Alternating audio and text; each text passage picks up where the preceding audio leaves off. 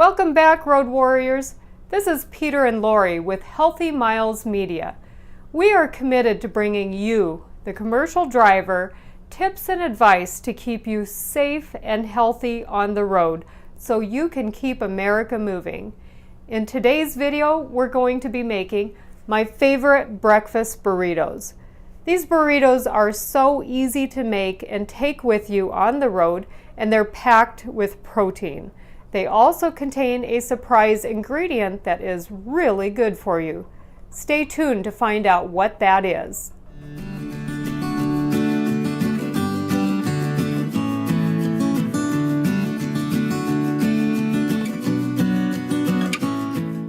We're going to begin today by preparing our surprise ingredient. If you're not familiar with quinoa, don't be intimidated by this stuff. It's easy to find in the grocery stores and simple to prepare. Quinoa is actually a seed, not a grain, and it's considered a superfood. It's one of the few plant foods that contains all 9 essential amino acids, so that makes it a complete protein. Quinoa has as much protein as a cup of milk, about 8 grams, and is also high in fiber, B vitamins, iron, potassium, calcium, phosphorus, magnesium, vitamin E, and other antioxidants. I think you see what I'm saying here. This is good fuel for your body. I'll be using my Instapot to prepare the quinoa today, but you could also do this in a rice cooker or on your stovetop. If you use the rice cooker or stovetop method, you'll want to use 1 part of quinoa to 2 parts liquid. But in the Instapot, because it's basically a pressure cooker and very little steam will escape, we'll use 1 part of quinoa to 1.5 parts liquid. Today for our liquid, we're going to use a chicken stock that we prepared in an earlier video called Getting More Bang for Your Buck. And it's about how I break down a rotisserie chicken so that nothing goes to waste. So we'll add everything to the pot and set the timer. The Instapot is going to require 1 minute of pressure cooking, and we'll come back when this is done. Our quinoa is done cooking and has cooled down, so we're going to make the filling for our burritos. There are 4 different ingredients in the burritos, and they're used in a 1-to-1 ratio. The ingredients are going to be the quinoa that we made, chicken breast that I've taken off of a rotisserie chicken, refried beans, and salsa. Now I like to use a green salsa because I think the flavor of the salsa verde just goes really well with the chicken. So let's start putting this together.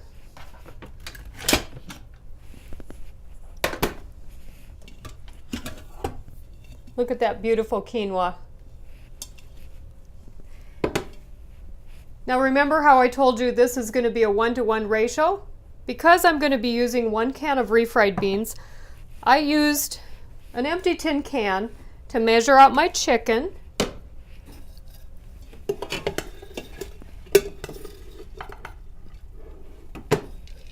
my quinoa,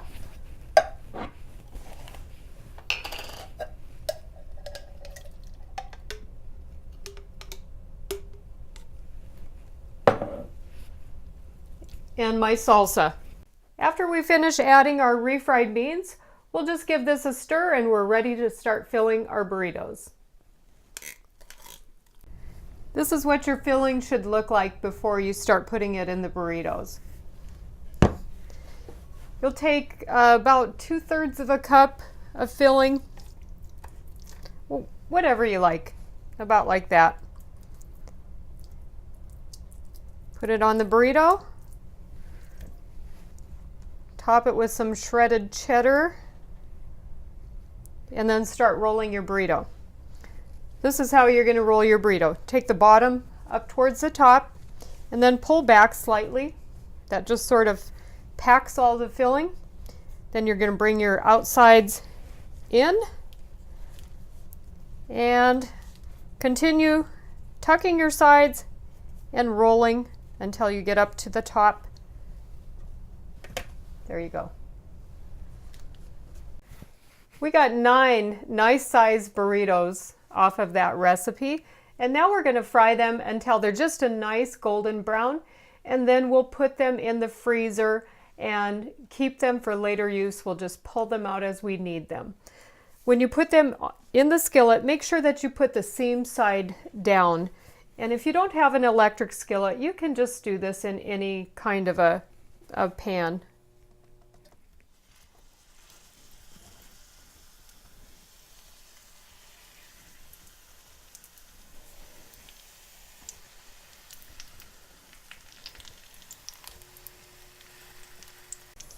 I forgot to mention how much vegetable oil I had in the pan. Put about 1/4 inch in the bottom of the pan and make sure that it's hot before you put any of your burritos in.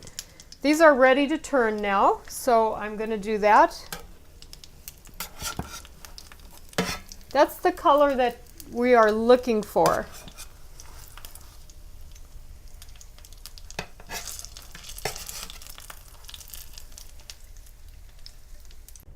These took about 4 to 5 minutes per side.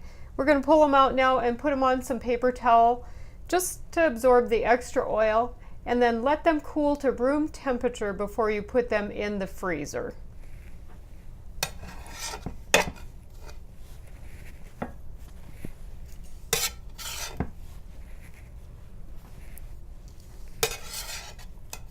After draining on a paper towel for just a minute, I put our burritos on a cookie sheet, and these are going to go in the freezer now.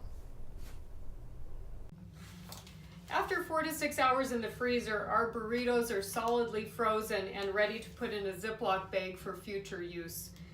These will last for at least a month in a fridge top freezer and up to a year in a chest freezer. Comment below to give us suggestions on future videos, and tell us what you liked about this video.